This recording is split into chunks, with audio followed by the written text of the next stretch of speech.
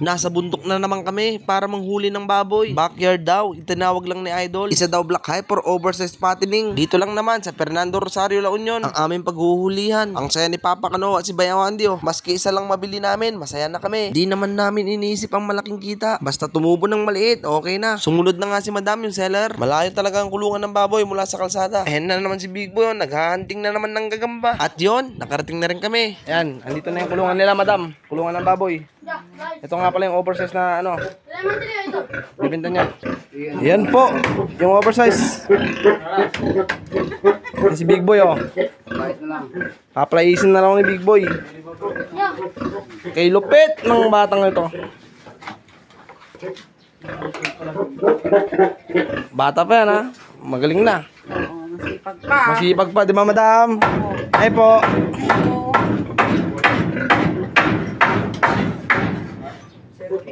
Yan, tatanggalin na namin. Binaklas na nga yung kulungan ng baboy dahil nabayaran na kasi namin to. Pumalo lang naman sa halagang 19,500 pesos. Nagustuhan din kasi ni Madam yung tawad namin, kaya no more salitaan pa. Nilabas na agad namin yung baboy. Salitan nga pala kami ni Big Boy at Bayawandi maghahatak ng buntot. Tamad kasi maglakad tong baboy, as sinakuha na lang namin. Ninyo kataas ng nilalakad namin, babataas pa kasi ang daanan, kaya sinusubukan nga namin palakarin. Kaso ayaw talaga, parang gusto ko pa nga bumalik sa kulungan niya eh. Wala talaga, sako lang talaga ang katapat neto. Si Big Boy naman na maghahatak ng buntot, halos di mahatak ni Big Boy. Ang estimate kasi namin sa baboy na to ay 150 kilos. Tulong-tulong na nga kaming apat. Pumipersa kasi paabante. Iniingat-ingatan lang namin kasi baka mag-wild. Pag nagkataon, baka pagabuli na naman kami neto. Pag nakasako at biglang umupo, kailangan tanggalin po natin ang sako para makahinga siya ng malalim at di siya hingalin. At sa wakas, nakarating na rin kami sa tuktok. Hinanda ko na rin yung kolong-kolong. At nung isa, sakay na nga namin. Kaso parang talagang ayaw niya sumama sa amin. Kung ayaw niya talaga sumakay paharap, isa lang ang solusyon yan. Pababain ulit natin ang baboy. Balik na rin at sa kuha ng ulo. One click yan, patras ang pagpapasakay. Kita nyo, hinatak ko yung buntot, sumakay agad. Ganun lang yun, kung ayaw sumakay paharap, gawin nyo, patras. Ayun, tapos ang malayo ang paghahatak ng baboy. At sabay pinaliguan ko na rin, kasama ang mahiwagang tela. Okay na, nakapag-refresh ng baboy. Kaya sa mga supporters, shoutout muna kay Moy Sanchez, Tony Castro, Darwin Tolentino, Ezekiel Sabanal, Jan Herano Sarcon, Gerald Sumine, Macmac de la Fuente, JV Capule, at Revy Duterte Mamaero. Shoutout sa inyo, salamat sa suporta. Yun lang, peace out!